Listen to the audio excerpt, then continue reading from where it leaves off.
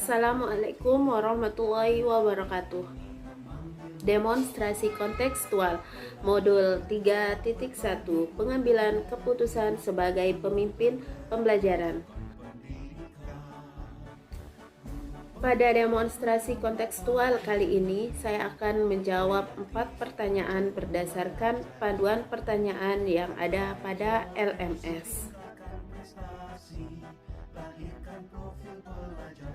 Cara saya untuk mentransfer dan menerapkan pengetahuan yang saya dapatkan di program pendidikan guru penggerak ini di sekolah atau lingkungan asal saya adalah dengan mengunggah video di YouTube, mengunggah tulisan di Google Site, atau melakukan diskusi secara langsung maupun tidak langsung ketika ada kesempatan bersama guru-guru yang lain.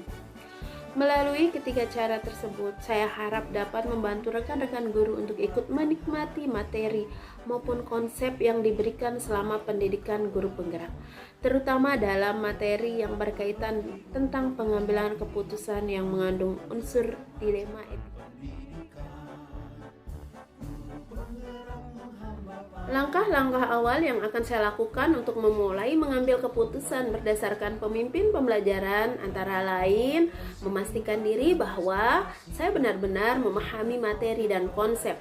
Hal ini bagi saya sangat penting karena teori yang didapatkan dijadikan landasan atau pijakan pada langkah selanjutnya. Yang kedua, setelah meyakinkan diri untuk memahami, maka selanjutnya saya akan membulatkan tekad dengan mengumpulkan energi positif melalui teknik stop.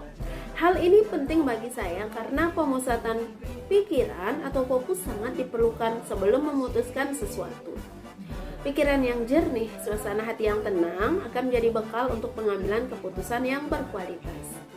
Berikutnya, mengkaji kasus secara mendalam sebelum mengambil sebuah keputusan.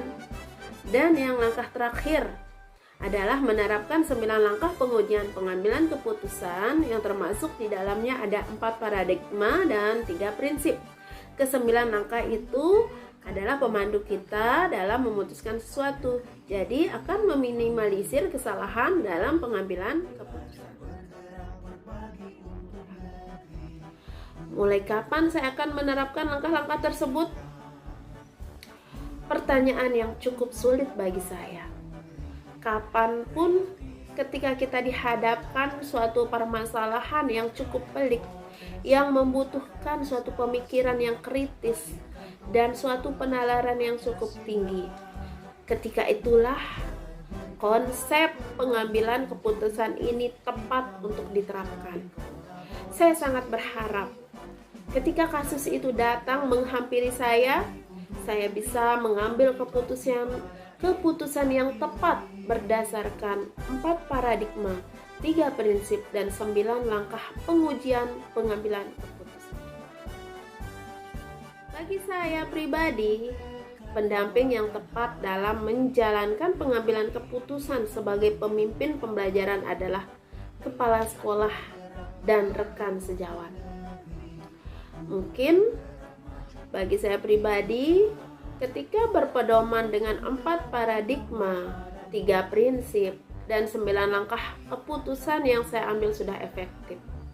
Namun, diperlukan refleksi dan umpan balik dari orang lain yang saya anggap memahami kasus yang dihadapi.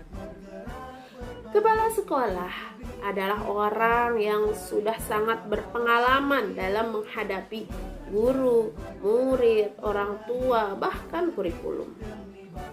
Pengalaman beliau akan membantu saya dalam menjadi teman diskusi untuk menentukan apakah langkah-langkah yang saya ambil telah tepat dan efektif. Namun, tidak menutup kemungkinan untuk berdiskusi juga dengan rekan sejawat yang lain, tergantung dengan konteks permasalahan yang saya hadapi.